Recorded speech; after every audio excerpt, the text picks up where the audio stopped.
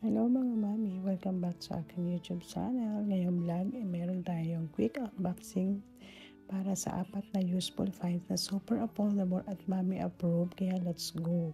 Unang-unang item ay ang aking glass condiment bottle. Sobrang linis tignan, clear glass na may levels at funnel.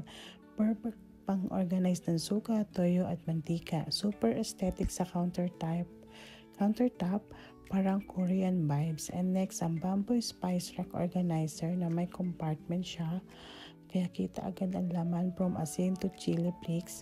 Natural wood finish, bagay sa kahit anong kitchen style. And then mga mami, ako na rin ang nag-assemble nito. Madali lang siyang i-assemble. Parang DIY, very simple. Swak na swak sa aesthetic natin mga mamshies. Kaya yan, bili na rin kayo. At ito naman ang malaking rattan basket na may divider sa gitna. Gamit ko siya paglagay ng basahan, pwedeng paghiwalay ng marumi at malinis. Sobrang aesthetic, lightweight at bagay sa kahit anong sulok ng bahay. O si mommy friendly talaga siya. Bali, nahirapan talaga ako buksan to kasi grabe ang pagkakabalot ni seller.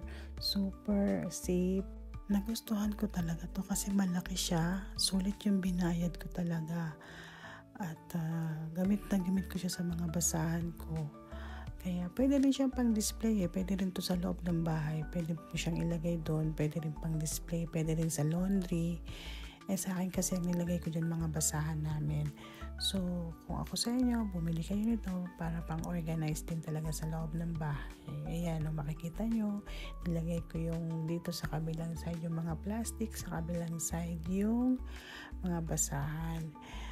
At yan, pwede rin siyang i-display din. Hindi mahalatang nilagyan mo ng basahan. Ayan, kita mo naman, napaka-presentable tingnan, di ba? Pwede mo lang siyang ilagay sa isang tabi. At ang panghuli ay ang aking affordable water heater para sa aking CR. Yes, mga mamshi, 800 plus lang ito. Easy na ilagay ito, install instant warm water sa paliligo. Perfect tuwing malamig ang panahon o may baby sa bahay. Compact, budget friendly. Sa laking ginhawa sa banyo, bali ang nagkabit nito is yung gumawa rin ng bahay ko. So sinabay-sabay ko yan siyang bilhin online. So hanggang ngayon, magwa 1 year na siya, perfect siya, walang problema. Gamit na gamit namin tuwing taglamig dito sa Cavite.